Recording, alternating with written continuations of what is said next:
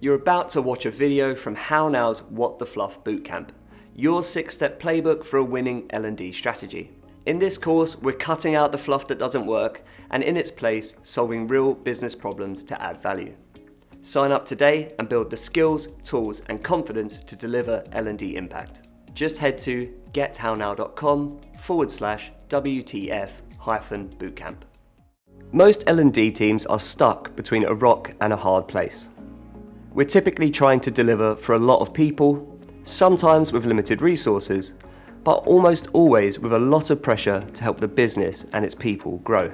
It's not an easy task, but a lot of the time we don't help ourselves. We plough our limited time and resources into activities and tactics that won't help us do any of that. But if we're going to deliver impact, we need to get past the things that stop us from driving impact. In this session, we'll walk you through the most common kinds of L&D waste so that you can avoid falling into the same traps.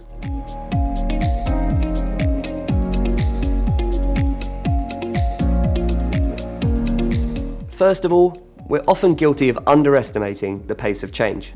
The world is changing faster than ever, and we often underestimate the pace of that change and how much it will disrupt our business.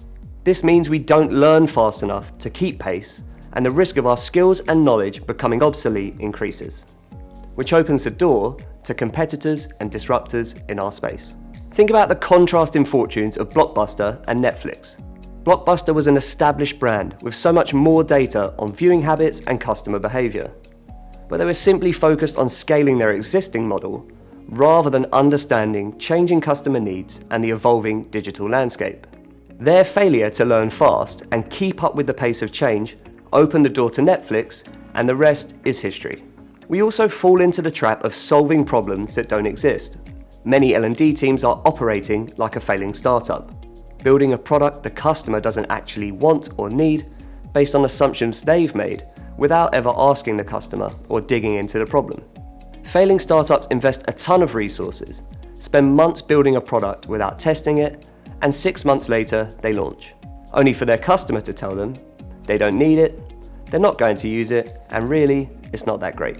So they end up back at the drawing board with a lot of wasted resources. And that's not dissimilar to L&D teams who fail to speak with their customers, spend months building or buying courses, and launch only to get feedback that it's not solving a problem and people aren't engaging with it.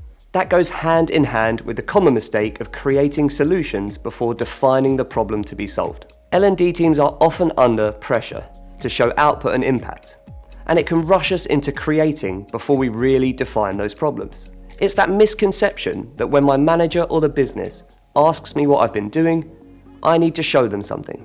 So we steam headfirst into creating a tangible thing we can show them, even if that tangible thing doesn't solve a business challenge. And that's actually making the problem worse, because the company thinks you're not adding any value.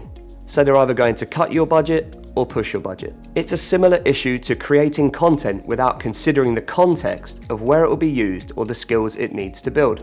When we create content first, we ignore the context in which it's going to be delivered and consumed. And this is how we end up sending the wrong content to the wrong person at the wrong times and for the wrong reasons.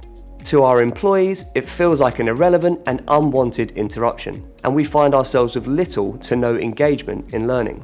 People don't see the value it offers them because we didn't start by understanding their motivation, their context, the problems trying to be solved, or skills we're trying to build. Instead, we started with someone asking us for a particular piece of content or the mindset that more content would be the answer. But we're living in a post-content world where content is cheap and abundant. And when content is cheap and abundant, the biggest challenge is discovery. How do I find useful and relevant content that solves problems? Another common pitfall is the failure to centralize resources. That content discovery issue is only made worse by scattered resources. In too many companies, resources are stored in too many places, meaning people can't find them when they have problems to solve, and we can't influence their performance.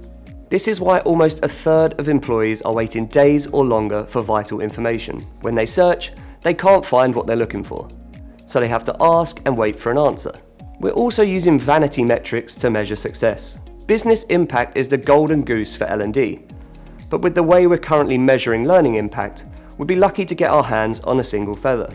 According to LinkedIn, 6 of L&D's top 12 success measures are vanity metrics, and they make up the entirety of the top 5. In simple terms, L&D teams are still relying on course completion, the number of courses taken, and employee satisfaction to demonstrate success.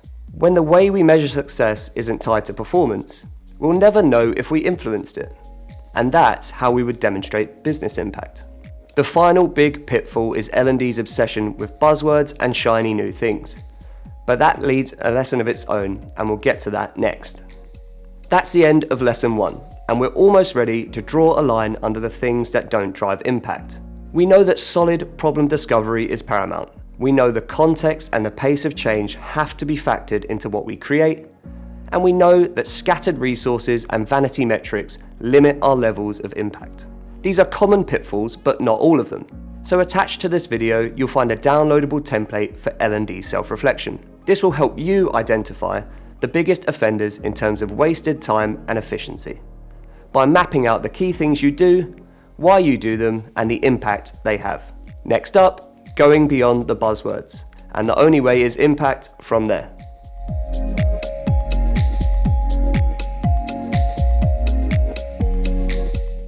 If you like this video, you'll love the What the Fluff Bootcamp. Over 6 modules, you'll get the skills, frameworks, and proven tactics to build a winning L&D strategy. Get the complete course for free at gethownow.com/WTF-bootcamp.